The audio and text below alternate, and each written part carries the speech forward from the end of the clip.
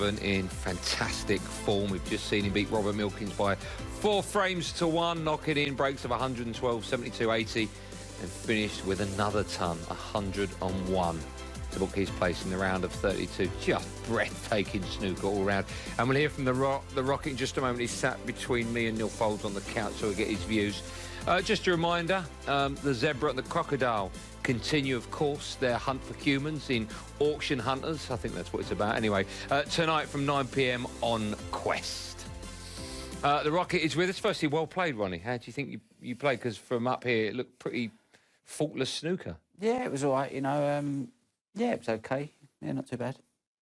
Just okay. I mean, it looked like you were striking the ball really sweetly, actually. I know sometimes you're quite critical of how you address the cue ball, but today, I mean, just from the minute you started with the ton to the moment you ended the match with another one, it was just breathtaking. Yeah, I just think that I've kind of bad habits have creeped into my game, and it's probably where you're just playing tournament after tournament.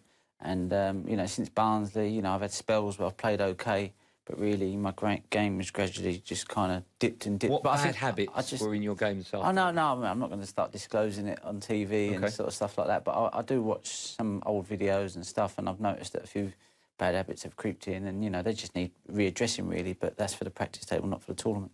Neil, for my money, he looked pretty spot on, and even when he was break building, through most of the match, actually, the way he was striking the cue ball looked very sweet indeed, didn't it? Yeah, I thought so. Look, I mean, obviously, you know, Ronnie's got to try and keep on playing to a high level, and that's how he's going to play well, because he's just always striving for more. I mean, yeah, I thought he looked pretty sharp, and a couple of these shots he took on here, this one where you got the blue and pink open, you've got this plant coming up where you're running away. You know, it's all good stuff for me. Pretty unconventional snooker. It wasn't like you were in amongst them all the time, you know what I mean? That's what I'm saying. My cue ball control's not great. Is that what you mean? Yeah. It hasn't been good for a while. But, you know, I'm scrambling away, and some of them shots are taken a bit out of desperation. So, let me ask you a question then, Ronnie, because, of course, I've never, ever played the game anywhere near the level you have. When I watch you this afternoon, when I see you've made 2 tons and 2 breaks over 70, I can't understand why there would be a weakness. When you say your cue ball control isn't as good as it should be, what difference would it make then in 4 faultless frames like that? The easiest way to explain it is when you're playing well, you feel like you're playing on a 6-foot table, and when you're not playing so well and the cue ball's not under control, it looks like a 24-foot table. So that's probably the easiest way to explain it to the normal guy out on the street who's probably thinking, well, he's just had 2 tons at 70 and 90, he's got to be going mad. But, you know, as a sportsman and a top sportsman, you know, you know the difference between, you know, 90% and 60%. But, you know, I'm a competitor, so, you know, I don't want to leave the table, so I'll just keep going for balls until one don't go, you know what I mean? Because at this level, if you want to win, you can't just sit on the fence, you know? But I think we're going to see some shots from the last frame. You just kept potting balls. I mean, the last century you made was brilliant. I love this shot. I mean, you kind of screwed this in and played the cannon, and he wants one snooker, but he just hit knocking everything that one pretty good. Yeah, like there's a few little bad habits there, you know, but you know, they're like you say, they're just for the practice table. But you know, I've got plenty of time to do that, you know, between now and, you know, the next 5 or 6 months. Does it make a difference that you're playing someone who likes to play the game exactly how you like to play it as well? He's a very attacking player, Robert Milkins.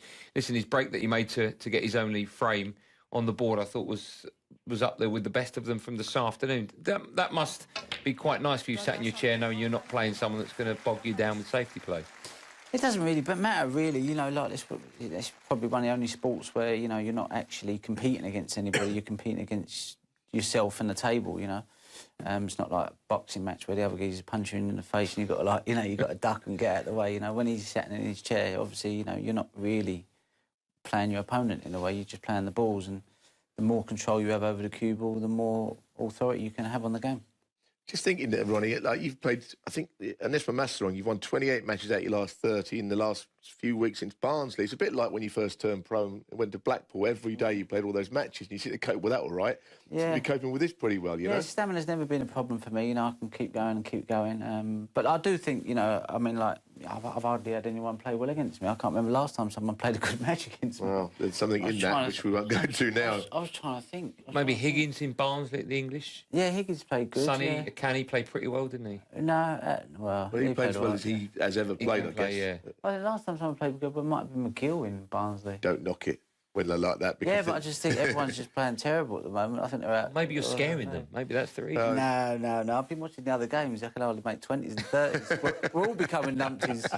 I'm becoming a numpty. You speak for yourself. I've turned into a numpty. Right before our very eyes. OK, well, listen, well done. Are you with us today on the couch? You're going to join us? Yeah, I think so, yeah. Are you? Because you said that yesterday and we didn't see you. I know, but obviously if you want to win the tournament, you should really focus on your snooker. Of course. Obviously, you know, I do like the punditry side, and Eurosport have been really good to me. So I should try and make an appearance. Well, no, listen. With that in mind, let's hope we don't see you or Jimmy then till the final. Okay. And then we can come out and chat to you before the match. Well done, congratulations. Right, We'll see you in the next round. I promise you, we have loads of snooker coming your way. We do. We've just finished with the Rocket Ronnie Sullivan, 5 times champ of the world. Next up is 4 times winner of that competition, John Higgins, in action on the match table. We'll see you in a couple of minutes.